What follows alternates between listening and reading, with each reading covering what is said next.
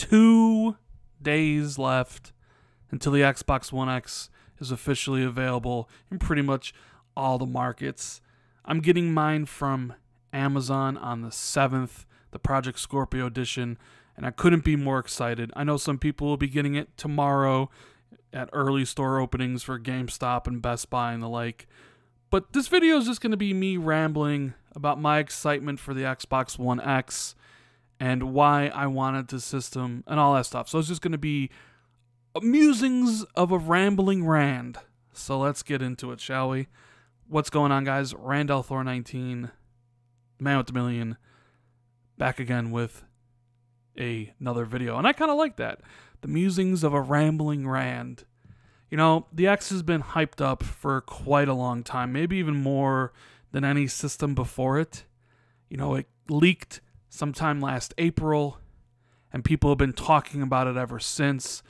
And it kind of kicked into overdrive at last year's E3 that I was there for when they officially announced it. And I remember my buddy Beastfire Tim Dog at the front of the audience screaming. You know, we could all hear him. But it's been over a year, and this console's been hyped to the moon. You know, a lot of questions have been levied at it. Can it do 4K? Can it do native 4K? Can it do native 4K 60 frames? Are third parties going to take advantage of it? Is this going to be the same as the Pro? You know, all that stuff. And I never really concerned myself with that because the reasons I've wanted the X are a very simple one, to be honest with you. I just wanted a better Xbox that could play all the games I normally play better. That is my sole reason for getting the system. Am I a fan of these mid-gen upgrades? Not really. I would prefer the Xbox One X to be basically a new gen. I would rather not have it tied to the Xbox. I mean, it's great from a marketing perspective that, hey, everything works, all your games work and all that stuff, and I get it, and that's cool. But part of me wishes that tomorrow or 2 days when I get the system, that you could have new experiences on a system that you couldn't get with the original Xbox, right? But that really isn't what this video is going to be about. I've said my piece about that. Now, you guys know, if you've been here long enough, the subscribers on the channel, I do opinion pieces on news that I see that I think are interesting.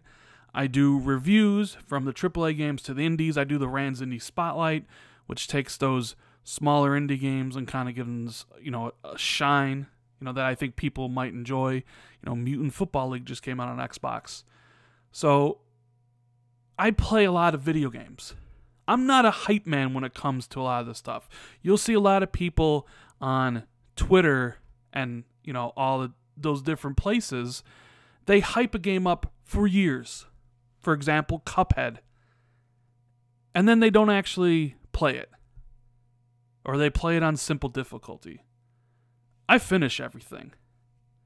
Usually every game that I put into my system, whether it's a PlayStation or an Xbox, I finish.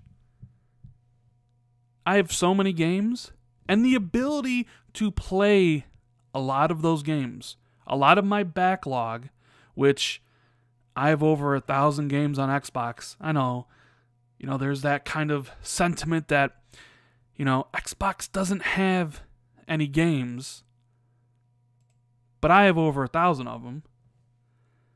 You know, the system being able to play those games at a higher resolution, a better frame rate, and just overall playing better was, of course, a main reason for getting the system.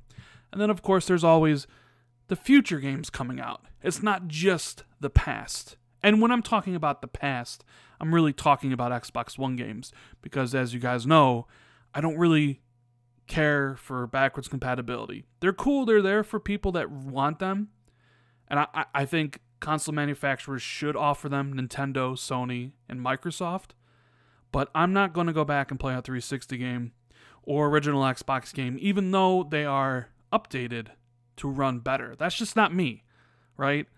I'm more interested in the here and now, the games from this gen, and the games going forward, because I've played everything on the 360.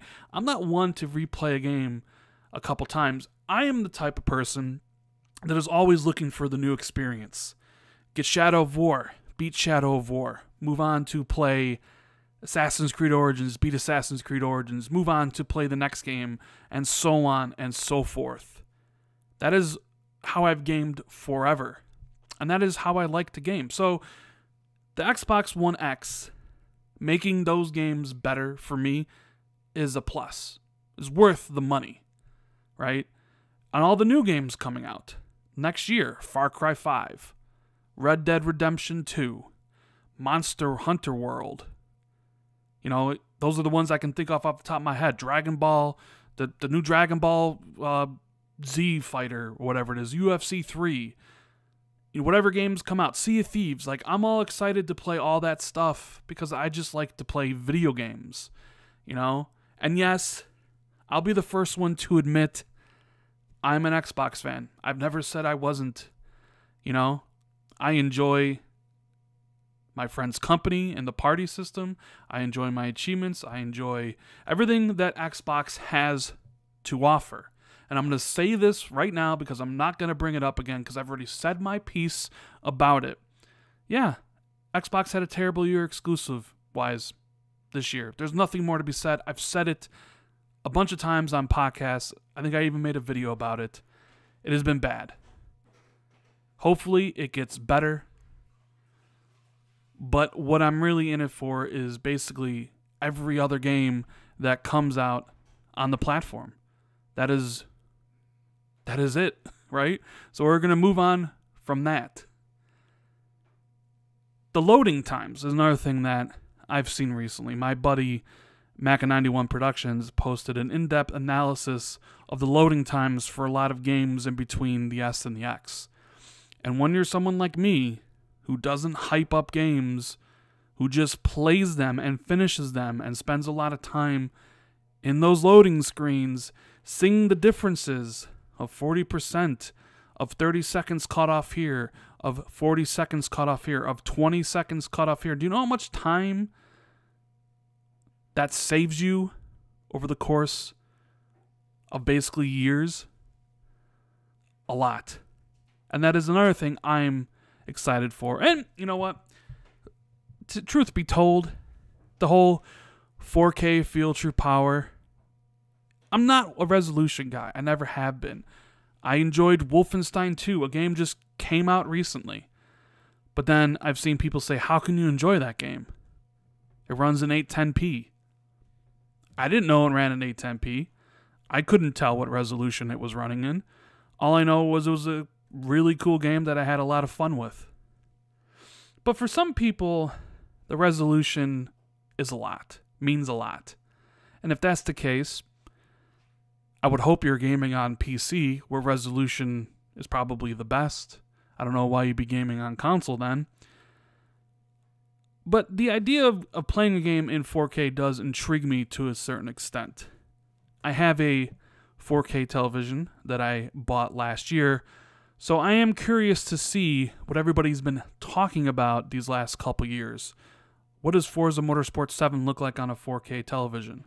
What does Shadow of War look like? What is Halo 5 going to look like? What are the future games going to look like? That does intrigue me. I ain't going to lie. But I've said from day one, resolution doesn't make a game better. It's about what's in the game, the story, the voice acting, the gameplay. You know, the resolution is just an added bonus. So now it's like, would Wolfenstein 2 be even better? Would I have given it a better score? Because I gave it a 9.5. If instead of playing it in 810p or 810p, what if I was playing that game in 1080p? Would that be a 10? If I was playing it in 4K, would that be an 11? You know, because I haven't been one to go around touting the 4K features of the system. I'm just excited to get hardware that is capable of making all the games that I'm currently playing better. You know, that is what is exciting to me. And I know it's all just kind of like marketing and things like that, but the game's looking better, the game's running better, the game's loading faster. Those are tangible elements that I can wrap my hands around, right? $500 is an expensive price for the system. And yes, I know before anybody says anything, I am only really paying, what, $200 out of pocket or so because of the whole GameStop thing. But I feel the system is worth it, worth the $500. Because I'm going to get so much use out of the system. You know, because I see it on Twitter everywhere. Why would you get the X? Get a PC. And you know what I say to that? I don't care about PC gaming. I don't want to game on the PC. And that's the facts. Oh, don't get an Xbox because it doesn't have any exclusives. I have a PlayStation. The exclusives that really interest me, I'll play on there. Oh, Xbox doesn't have any games. Well, my backlog says differently. And I already touched on Microsoft's exclusive situation, which I'm not going to revisit until next year. But when I fire up the system, I'm going to have Shadow of War to play. I'm going to have Call of Duty to play. I'm going to have Star Wars Battlefront 2 to play. I'm going to have Need for Speed. I'm going to have Assassin's Creed.